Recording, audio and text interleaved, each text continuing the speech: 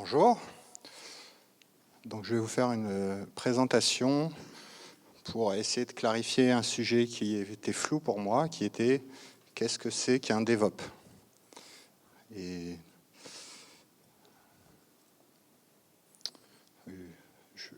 je me présente, j'ai plutôt un profil type sysadmin. Du coup, je suis cofondateur et gérant de la société Evolix où on fait de l'hébergement et de l'infogérance open source. On a une expertise surtout en serveur Linux, en cloud computing, en haute disponibilité. Et on est présent sur Marseille et un petit peu sur Paris et Montréal. Donc le but, c'est de donner un point de vue sur le mouvement DevOps de la part d'un sysadmin. Donc, petit disclaimer, en gros, ça va être très subjectif. Donc, bon, je ne vais pas vous réciter la page Wikipédia, ce n'est pas le but. Donc, je vais vous faire à ma façon un petit peu de ma vision l'historique de pourquoi on parle de DevOps. Alors, tout au début, on parlait de ceux qui connaissent Michel, l'ingénieur informaticien, qui gère toute l'informatique. Donc ça, c'était vraiment tout au début. Ensuite, forcément, il y a eu de plus en plus de choses à gérer. Et on a parlé, bon, par exemple, d'équipe IT. Sauf que forcément, l'équipe a grossi. Et bon, le H, c'est un bug là.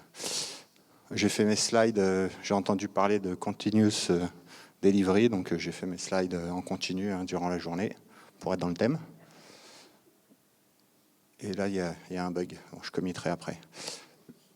L'augmentation des tailles des équipes, en fait, à mon sens, il y a un phénomène naturel qui, bon, ça dépend un peu des sujets, mais à partir d'un chiffre compris entre 5 et 12, je crois que c'est Google ou Yahoo qui parle de two pizza team. Alors, j'aime pas trop ce terme parce que ça fait un peu comme si on nourrit des sysadmins ou des devs avec des pizzas. C'est pas le but, mais ça donne quand même une image de le but, c'est en gros que chacun, il y ait 2 pizzas et chacun ait sa part.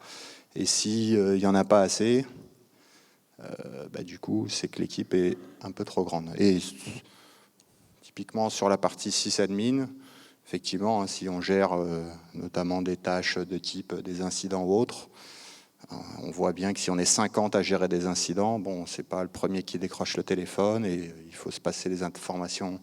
Il y a une inertie à partir du moment où on dépasse une dizaine de personnes à peu près. Donc, pour moi, c'est l'une des raisons pour laquelle apparaît, on va dire, un split entre les équipes. Et ce qui s'est passé, c'est qu'il y a eu l'apparition des équipes de dev, des équipes d'opérateurs et des équipes de sysadmin. Je reviendrai un petit peu sur les différences après. Il faut avoir en tête que ce n'est pas le seul split qui existe dans les équipes informatiques. Là, j'en ai cité un autre entre le support niveau 1, support niveau 2, les ingénieurs.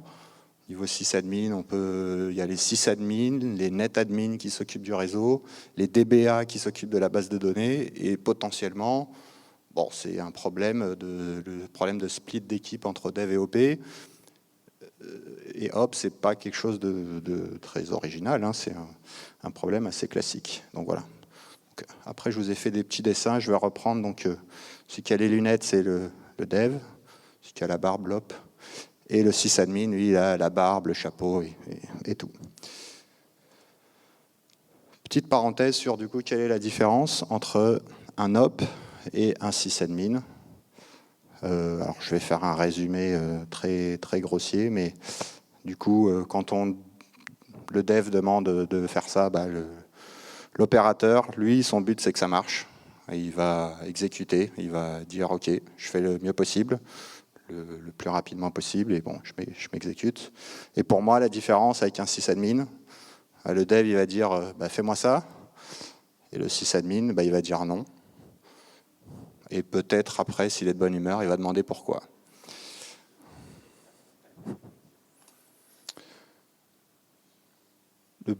Donc, après, je vais utiliser à peu près les deux termes. Moi, j'aime bien définir justement, de dire que nous, au sein de ma boîte Evolix, on est une boîte de sysadmin et pas de sysop. Parce que le but du jeu, c'est effectivement pas on nous passe du code et on nous dit fais-moi marcher. On essaie vraiment de réfléchir à optimiser justement les relations entre la partie opération et la partie code. Donc c'est pour ça d'ailleurs que...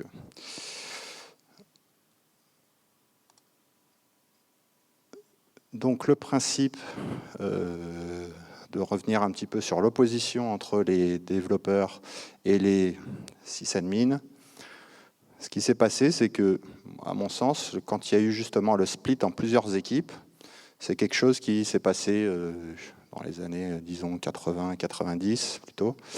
Et ce cloisonnement a été repris petit à petit, en fait, par les formations qui séparent la partie développement. J'apprends un langage, ou j'apprends même plusieurs langages, mais j'apprends à faire du dev.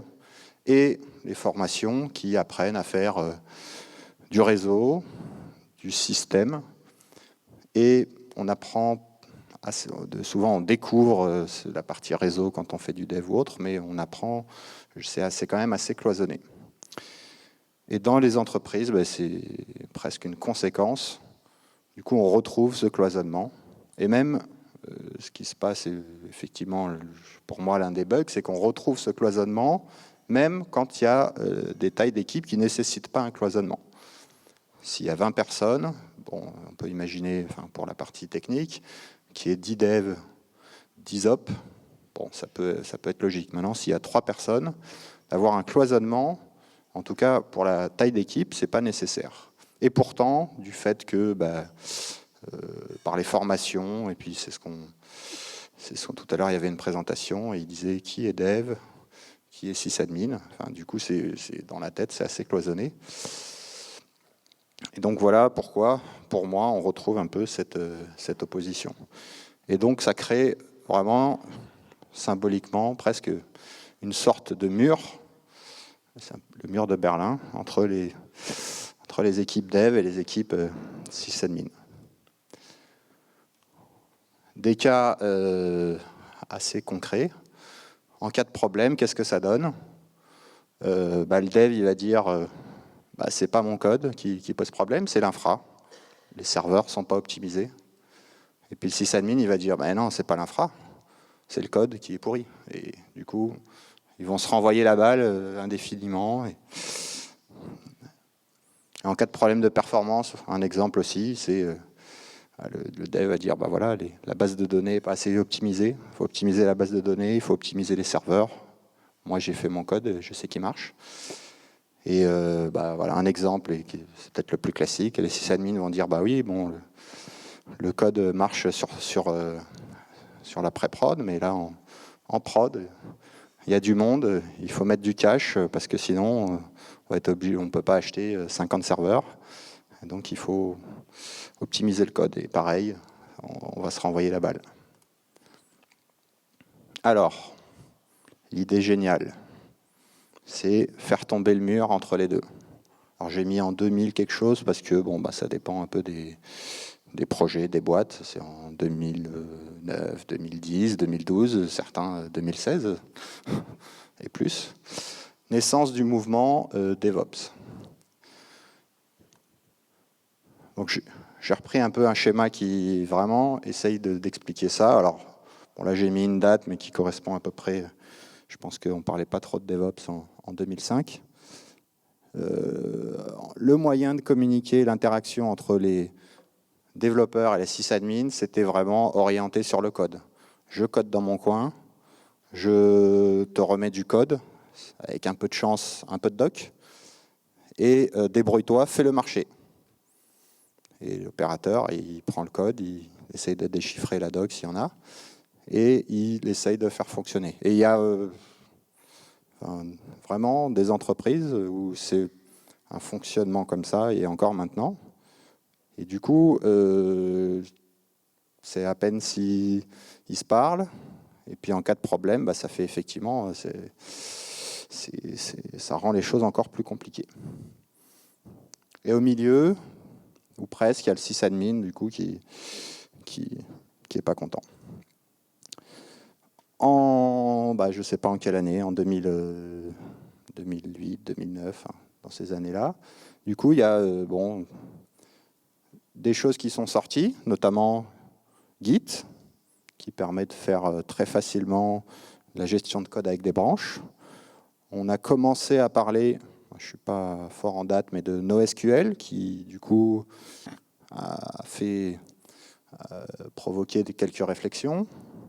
Et puis après, je pense que, plus globalement, avec les besoins de performance dans les applications web notamment, du coup, il y a lire les RFC sur le HTTP, essayer de comprendre le fonctionnement du cache, qui est quelque chose d'assez ancien pour la partie système, mais du coup qui se répercute sur la partie développement. Et du coup, les développeurs ont réfléchi, et potentiellement, ça dépend en quelle année, mais du coup, ils sont devenus des DevOps, dans le sens où, en fait, ils sont intéressés à la partie système, et du coup, ils ont arrêté de coder dans leur coin, et du coup, ça a commencé à créer, on va dire, un dialogue entre la partie sysadmin et la partie DevOps. Et du coup, là, je vais revenir un peu après sur la définition, mais c'est vraiment plus, finalement, le mouvement DevOps, c'est plus une sorte d'idéal, de mode de pensée, plus que, effectivement, un rôle très, très cadré. Donc, première réaction des sysadmins sur, du coup, je dis le mouvement DevOps là, même si du coup ça ne s'est pas forcément fait de façon aussi cadrée, mais bon. Enfin, les devs s'intéressent au système. Enfin, ils vont intégrer des métriques de performance, notamment dans les tests. Et enfin, on va interagir efficacement, parce que dans des exemples concrets, effectivement, avant, le but, c'était d'essayer de former un petit peu les devs pour expliquer ce que c'était la partie cache, par exemple, et pour essayer d'intégrer, parce que c'est effectivement important d'intégrer en amont les notions système au niveau du code. Donc, petite checklist, du coup, pas exhaustive, hein, qui est subjective, mais du coup, des notions de savoir si vous êtes un bon DevOps. Vous devez avoir un SCM, un gestionnaire de code source qui gère bien les branches et les utiliser. Donc ça veut dire pas CVS, pas SVN, principalement Git. Faire un minimum d'intégration continue. Vous intéresser aux problématiques de déploiement. Ça, c'est vraiment un des mots-clés qui du coup, quand il y avait un code qui était justement passé entre les développeurs et les sysadmins, potentiellement, c'était une archive, un zip, qui dit oh, voilà, c'est mon code, il faut le faire marcher. Alors que du coup, avec des instructions, il faut adapter la base de données, faire des choses comme ça. Mais là, cette problématique de déploiement, je pense que vous êtes convaincus, il faut s'y intéresser côté développeur. Les flag features, donc ça c'est une chose que nous, on en demande aussi quand il y a notamment des problématiques d'autres performances. Le concept est très simple, c'est de dire, imaginons que vous avez un site e-commerce, et un des points qui consomme le plus, c'est vraiment un exemple, c'est la partie recherche, qui ne peut pas être mise en cache. Et le but, c'est de pouvoir très facilement, par exemple via une variable d'environnement ou un fichier de conf, permettre de désactiver applicativement la recherche. C'est-à-dire, par exemple, on imagine que le champ de recherche n'existe plus, ça n'apparaît plus. Et du coup, ça permet éventuellement, lors d'un pic imprévisible de recherche, pas de recherche, de visite, de désactiver éventuellement le formulaire de recherche pour tenir la charge. Voilà, c'est un des exemples, et ça, on peut éventuellement découper presque une application pour pouvoir éventuellement passer sur un mode dégradé en cas de besoin. Gestion des tâches asynchrones. Donc ça, bon, bah, c'est avec les besoins de performance, tout ce qui est envoyer des mails, des choses qui sont finalement pas nécessaires de faire en synchrone dans du code.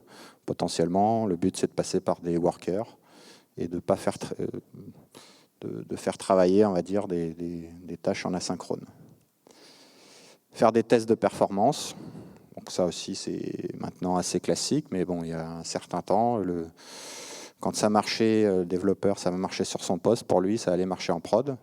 Le but c'est effectivement de vérifier un certain nombre de choses et notamment de vérifier une partie performance dans l'idéal à gérer dans des tests unitaires ou en termes d'intégration continue. Et on reviendra un tout petit peu dessus. Et les métriques partagées avec les sysadmins, bah ça c'est pareil, c'est pour avoir des bonnes interactions, être capable de savoir si ça marche, si ça ne marche pas. Le but c'est d'améliorer tout ça. Est-ce que le mouvement DevOps, ça résout tout? Donc là, je vais exposer plusieurs points. Alors ça, c'est ce qu'on a dit tout à l'heure. En fait, si on prend des vrais DevOps, c'est-à-dire quelqu'un qui est à la fois développeur et opérateur, est-ce que ça existe vraiment? Alors, moi, de ce que j'ai vu, il n'existe pas de cursus ingénieur DevOps, ni de DUT, ni de BTS. Et donc, la plupart du temps, ce qu'il y a, c'est que c'est par exemple des développeurs qui vont s'intéresser au monde du sysadmin. Et la plupart du temps, c'est ce qu'il y a. Plus rare dans l'autre sens. Et c'est ce que je disais du coup tout à l'heure, dans le sens où le but, c'est pas forcément de connaître tout des deux mondes, mais c'est plus un mode de pensée, un idéal. Et pourquoi c'est un idéal? Parce que il reste quand même des points un peu contradictoires. Le dev, il est poussé au changement en permanence. Il faut qu'il code des nouvelles features. Son but, c'est de changer en permanence, de faire 40 mises en prod par jour. C'est ce qu'il a dit GitHub. Alors que l'opérateur, le sysadmin, il repousse le changement au sens où le but, c'est d'avoir un système le plus fiable possible. Et naturellement, ça s'oppose un petit peu. Voilà, bon, après c'est plus sur le métier où le dev, potentiellement, il peut avoir besoin d'avoir des moments où, sans trop d'interruptions, alors qu'un sysadmin, ou en tout cas un opérateur, il va potentiellement, dans une journée, gérer des dizaines de petites tâches qui n'ont rien à voir entre elles. Il faut être capable, ça c'est pas le même mode de fonctionnement. Le piège également que j'entends, c'est de dire je recrute un DevOps, du coup ça va m'éviter de recruter deux profils, et puis c'est une personne qui fera les deux à la fois. Hier, j'ai entendu du coup sur un salon quelqu'un qui dit on recrute quelqu'un, on cherche un DevOps. Bon, en fait, ça va aussi si c'est un administrateur système ou quelqu'un qui sait coder. Et du coup, c'est un peu flou, quoi. Il faut avoir en tête qu'effectivement, bon, c'est pas magique. Un DevOps, il va pas faire à la fois dev et à la fois hop. Il va faire peut-être, dans l'idéal, la moitié des deux profils. Et donc, du coup, si on a une équipe où on avait, on va dire, 3 devs ou 3 opérateurs, du coup, bon, est-ce qu'on va faire une équipe de 6 DevOps, de 4 DevOps? Parce que bon, il peut y avoir quand même une optimisation. Ou alors, à mon sens, ça va plutôt être effectivement, il va y avoir, les DevOps vont plutôt faire l'intermédiaire entre les deux mondes. Là, c'est ce que je disais tout à l'heure un peu en introduction. Après, ça dépend effectivement en fonction des tailles d'équipe. Donc, pour les petites équipes, du coup, c'est effectivement idéal. Après, pour les équipes plus importantes, l'objectif, c'est de faire l'intermédiaire. Après, si on a des grosses équipes, le but, c'est pas de recréer un silo et de pas avoir, à mon sens, une équipe de DevOps qui va faire l'intermédiaire entre les devs, et ben non, ça c'est encore pire qu'avant. Donc du coup, voilà, le but c'est d'avoir vraiment un dialogue entre la partie dev et la partie op ou sysadmin. Une des questions qui se pose aussi, c'est qui conçoit l'infrastructure. Du coup, qui décide du nombre de serveurs, qui décide si on sépare des services ou pas, qui décide du choix de l'hébergement, des technologies. En gros, qui est l'architecte, pour utiliser des mots à la mode. Donc, moi, à mon sens, du coup, c'est effectivement, comme on voit les choses, c'est les sysadmins plus les DevOps qui vont être capables de faire ces choix-là. Ils apportent chacun leur vision et ils décident ensemble. Nous, concrètement, ce qu'on a dans des cas clients, c'est on a des clients qui vont nous venir et ils vont nous dire, bah voilà, j'ai pensé à cette architecture, voilà ce qu'on voudrait mettre en place. Et le but, c'est de dire non. Non, le but, c'est de corriger et justement d'ajuster en faisant un certain nombre de remarques et pour définir la meilleure infra possible.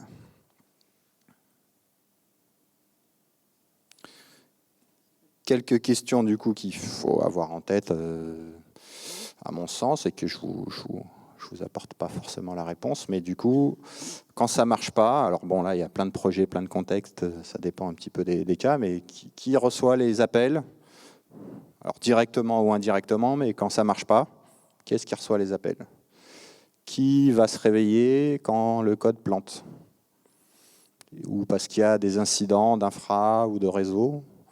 Ou par exemple un process, bon là on peut se dire ça plante, on met un process qui va relancer en permanence, mais si par exemple ça plante de façon récurrente, à chaque fois que ça se relance, 3 minutes après ça replante, donc ça c'est des cas assez classiques. Et puis des cas plus pointus où du coup qui va connaître la RFC et qui va ou aller la relire en détail, mais bon il faut avoir un peu de background. Quand on a un problème pointu au niveau réseau. Voilà. Bon, là, le but, c'est pas de donner des grands principes ou autres, mais c'est d'une certaine façon, il faut être capable de répondre à ces questions-là. Voilà. Du coup, ma définition du DevOps, qu'est-ce que c'est? Donc, pour moi, en pratique, actuellement, c'est un développeur qui s'intéresse à la partie système, ce qui n'était pas le cas jusqu'à il y a quelques années. D'un point de vue compréhension technique, donc il va s'intéresser à ce que c'est une base de données, il sait se servir de MySQL Tuner, il fait des choses comme ça sur les bases de données, et également, il pense interaction avec les sysadmins. En gros, quand il code, il va penser à la partie système. Et on va voir quelques exemples du coup d'interaction. Donc forcément, le but, c'est d'avoir une meilleure qualité de code et qu'elle soit visible. Donc, pour être visible, il y a plein de façons, d'avoir des coding références, de faire tourner des analyses statiques de code qui se conforment, par exemple, aux références, faire des tests unitaires. On revient à Git et gestion de code source. Déploiement et intégration continue, bon, voilà, c'est des cas où du coup forcément il faut y penser et avoir des intégrations. Pour la partie monitoring, penser à se dire comment on va pouvoir surveiller mon application, avoir des checks dédiés, plusieurs, et préparer en se disant, essayer d'envisager le cas où j'ai accès à une page, mais est-ce qu'elle fait bien tourner à la base de données? Est-ce qu'elle fait bien tourner tous les services? Est-ce que je peux vérifier que si cette page est OK, tout fonctionne? Et généralement, ça passe par faire des pages dédiées, par exemple sur le cas d'un site web, qui vont faire un minimum de tests de tous les services et qui vont permettre de renvoyer un code 200 si tout est OK, et sinon un code d'erreur. Le but, effectivement, et ça c'est presque le point le plus important, c'est d'écrire le code en pensant à la partie système. Par exemple, écrire, tout à l'heure il y avait un exemple sur la conf Docker, où du coup, quand on pousse un changement dans le code, dans le sondage, il y avait un choix, puis un deuxième choix, puis du coup, avec le système qui poussait ça, du coup, à un moment donné, quand c'était en cours de déploiement sur les différents frontaux, il y en avait, de temps en temps, on avait un sondage et de temps en temps l'autre. Et donc ça, du coup, il faut le prendre en compte parce que c'est potentiellement, si on prend des cas plus critiques qu'un sondage, ça peut. On ne veut pas que de codes différents, par exemple, tournent en même temps. Et donc ça, en fait, dans l'idéal, c'est de le penser au niveau du code pour que ce soit bien pris en compte. Pareil, un autre exemple, c'est une migration de données. Imaginons une base de données. Effectivement, on se dit, bon, voilà, je dois rajouter une colonne dans une grosse table. Voilà, donc il faut faire cette opération-là, mais cette opération-là, si c'est sur une très grande table, imaginons qu'elle va loquer la table pendant 30 minutes. Et du coup, éventuellement on écrit son opération, et si on pousse ça au sysadmin, on dit, voilà, débrouille-toi pour qu'il n'y ait pas de coupure, c'est pas très optimum, c'est pas impossible, mais c'est vraiment pas très optimum. Pour que ce soit optimum et qu'il y ait le but, c'est de réfléchir en amont, d'avoir éventuellement une table temporaire sur laquelle on pourra avoir migrer un certain nombre de données et faire, on va dire, les ajouts de colonnes ligne par ligne. Et du coup, voilà, ça, c'est des exemples où ça doit être la partie système doit être pris en compte au niveau par les devs. La question, on était dedans de la base de données. Donc il y a les choix SQL, NoSQL. Donc j'ai pas mis SQL vs NoSQL, parce que souvent la réponse, ça peut être d'utiliser le meilleur des deux mondes et pas forcément faire un choix entre les deux. Pareil, donc pour les bases de données, est-ce qu'on utilise des bases de données relationnelles, clés-valeurs, orientées documents, orientées graphes? Voilà, c'est des choses qu'il faut du coup s'intéresser. Est-ce qu'on met, comme on a appris à l'école, toute l'intelligence dans la base de données? Ou dans la pratique, des fois, c'est plus simple de le mettre dans le code? Un exemple concret, c'est plus compliqué de maintenir une ou des grosses bases de données que de maintenir des frontaux web dans le cas d'infraweb. Et donc, du coup, même si c'est pas comme ça qu'on apprend à l'école, ça peut être intéressant de déporter un certain nombre d'intelligences dans le code, parce que c'est beaucoup plus scalable. Et donc, voilà, c'est des questions qu'il faut se poser, savoir, souvent on utilise un ORM, savoir les limites de l'ORM, ce qu'il fait derrière, et tout ce qui touche notamment aux performances de base de données. Les migrations, on en a parlé juste avant, et les questions également de sauvegarde, voire réplication, sauvegarde, du coup, comment je fais pour avoir des sauvegardes de ma base de données en ayant du zéro downtime. Pareil, c'est un des points sur lesquels il faut qu'il y ait une réflexion côté DevOps. Un sujet que j'aime bien, c'est le cache. Du coup, pour moi, un DevOps, il faut qu'il comprenne le fonctionnement du cache, qui peut être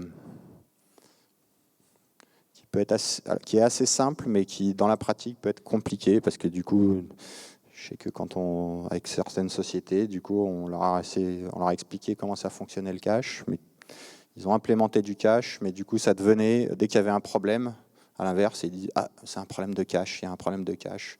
Comment on fait pour... on veut vider le cache, c'est sûr qu'il y a un problème. Et du coup, voilà, il faut bien comprendre pour en user et même en abuser sans avoir peur. Donc les principes généraux du cache, c'est le time to live, la notion importante d'invalidation du cache, et aussi comprendre, pour pouvoir en abuser, en règle générale, c'est pas une obligation, mais il y a plusieurs niveaux de cache. Voilà, c'est des exemples. Il y a par exemple le cache de la base de données. Si vous faites une requête, qu'il y a sur un select, qu'il n'y a pas eu d'insertion, normalement, votre base de données, elle va vous renvoyer, même si le résultat a pris 30 secondes, il va être immédiat la seconde fois, si il n'y a pas eu d'insert entre-temps, si le cache n'est pas invalidé, justement. Donc ça, il faut avoir en tête, le prendre en compte. Ça ne sert à rien non plus de réimplémenter cette partie-là. Le cache des requêtes, qui est de stocker des résultats quand on le peut, pendant, par exemple, quelques secondes ou quelques minutes. Memcache, par exemple, c'est un logiciel qui va permettre de faire ça, et qui est optimum, puisqu'il va fonctionner en mémoire, et du coup, il va être très rapide pour l'accès aux données. Le cache, du coup, applicatif, là, qui peut être, souvent, on va utiliser, on peut également utiliser Memcache, mais pour stocker un certain nombre, pas forcément des requêtes à une base de données, mais stocker des données externes, stocker pas mal de choses.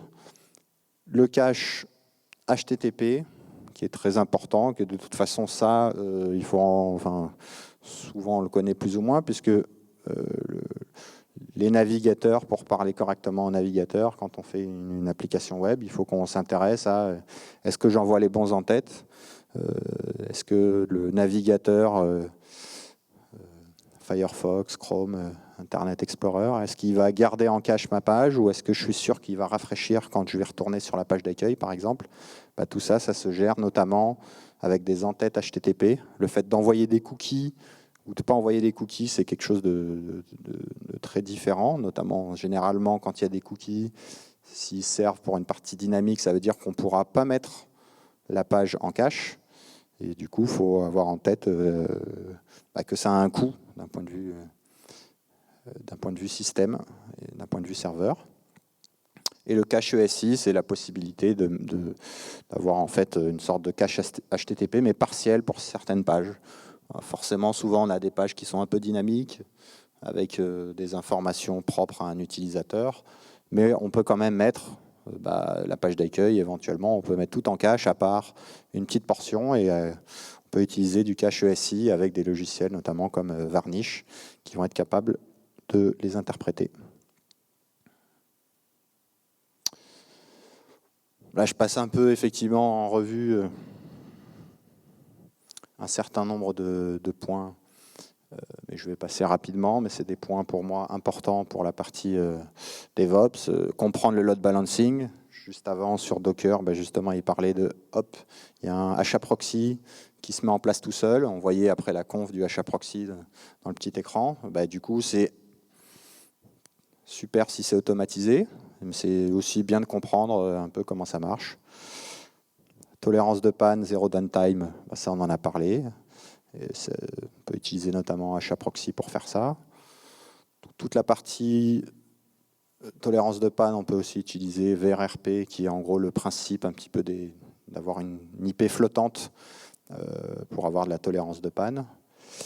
Et pareil, dans la partie haute disponibilité, c'est bien de savoir comment fonctionnent les DNS, le principe des TTL, le principe des propagations, comment être sûr d'avoir propagé au monde entier en quelques minutes, par exemple, et pas dire comme ce qu'on disait il y a 5 ans ou 10 ans, attendez 48 heures, c'est forcément 48 heures la propagation DNS. Donc ça, faut avoir en tête que ça ne dépend pas que du TTL, il peut y avoir des minimums TTL chez certains fournisseurs d'accès sur certains logiciels de gestion des DNS. Il y a du negative cache, c'est-à-dire si vous faites une requête, vous obtenez une réponse, le serveur local il va retenir que la réponse pendant un temps moindre que le TTL, mais il va retenir que la réponse était pas OK. Donc tout à l'heure, typiquement quand il y avait la démo, je pense que il avait fait une requête, le DNS n'était pas encore créé, il a peut-être été créé 10 secondes après, mais pendant 5 minutes, il avait beau cliquer, il n'aurait jamais eu sa page, parce que pendant un certain temps, sa requête n'existait pas, donc elle est restée en cache. Test de performance. C'est bien de se poser la question, pour plein de raisons, de l'utilisation des services externes. Google Analytics, New Relic, et surtout en fait des API externes qu'on va éventuellement utiliser de façon synchrone. Il faut avoir en tête, dès qu'on utilise ça, il faut savoir que ça peut poser des soucis, et le faire au minimum ou alors le faire en asynchrone. Le profiling et les tests de montée en charge. Donc là, des petits outils open source. AB, alors que je cite, qui est ultra simple, mais qui est en fait quand même utile parce que ça permet de faire des tests très simples en ligne de commande pour tester s'il y a 5 connexions simultanées sur une page, voir les temps de réponse. Et plus évolué, plus intéressant, Tsung, qui est un logiciel libre en Erlang, multiprocess, où on peut écrire des scénarios, multiples scénarios, et du coup tester vraiment une infra. On est évidemment dans le cas du web. Forcément, j'aborde la partie sécurité. Pour pouvoir...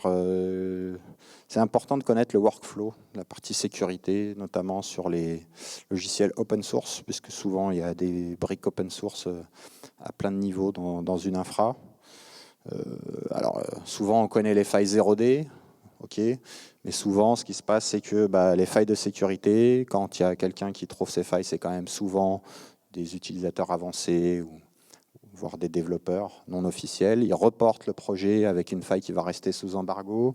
Un certain nombre de projets, quand ils ont des équipes de sécurité, vont recevoir en amont pour préparer des patchs et préparer des packages pour pouvoir faire la release. Et voilà, le fait de comprendre ce workflow, c'est important. Parce que quand on parle, et là c'est un exemple d'actualité, du coup, la partie Docker, on a des gestions de multiples images. Du coup, c'est bien de savoir comment ça fonctionne. Si on a plein d'images dérivées, vu qu'il faut par exemple avoir une image Redis, une image PostgreSQL, une image Apache, une image Debian, enfin, par dérivée, en gros, ça veut dire qu'on fait confiance à tout le monde.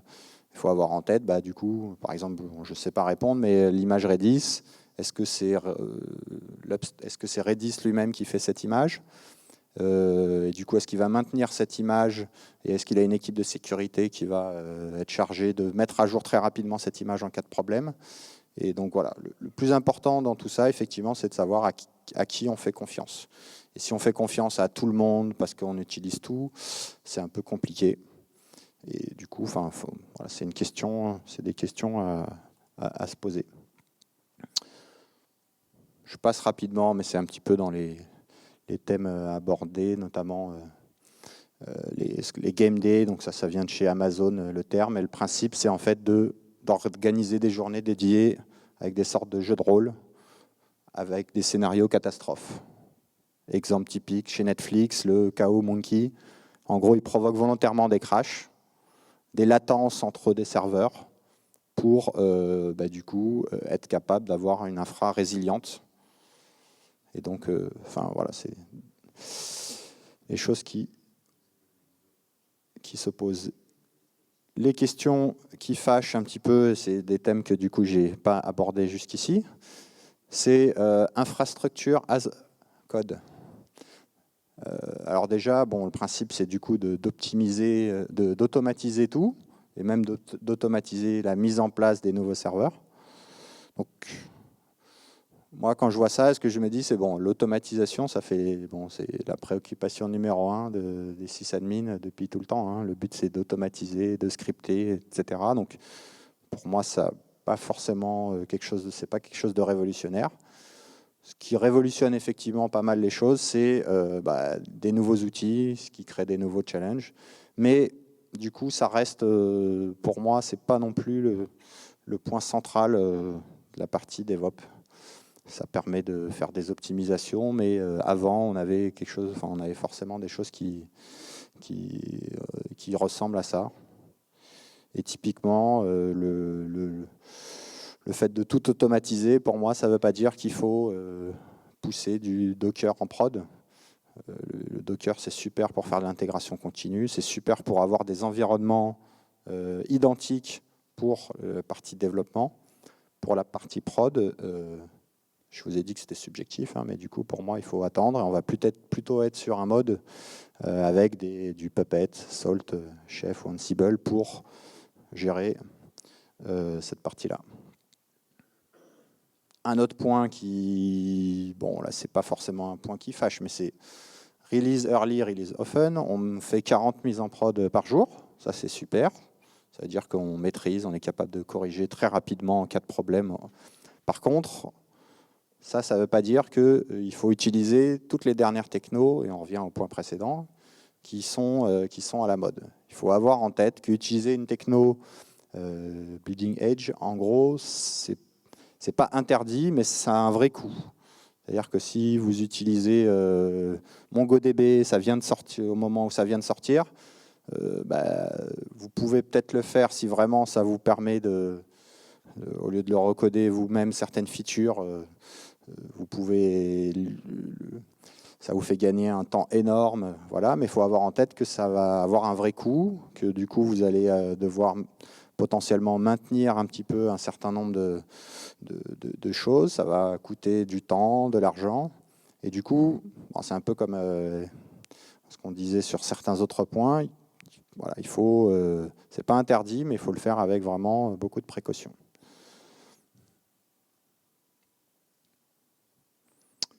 Conclusion, parce que le temps avance. Les sysadmins, du coup, c'est super, les DevOps, parce que du coup, on va enfin pouvoir parler à peu près le même langage. Donc, il faut coder sans oublier qui se réveille quand le code casse, avec un E. Et petit warning, du coup, sur les nouveaux outils, potentiellement dans le schéma qu'on a vu avec les petits dessins. L'idée, c'est de dire, du coup, maintenant, il y a une bonne interaction entre les DevOps et les sysadmins. Finalement, maintenant, on a des outils qui vont permettre de se passer des sysadmins. Du coup, il n'y a plus besoin, on interagit directement avec les API, on met en prod tout seul, pourquoi pas. Mais finalement, attention qu'on est en train de éventuellement à pas recréer une sorte de mur virtuel où du coup, finalement, le cloud, ça reste que des machines à gérer. Et finalement, si on utilise un système, forcément, il y a des sysadmins qui vont être plus loin, mais qui vont être toujours là. Et du coup, voilà, il faut garder en tête ce petit piège-là. Merci.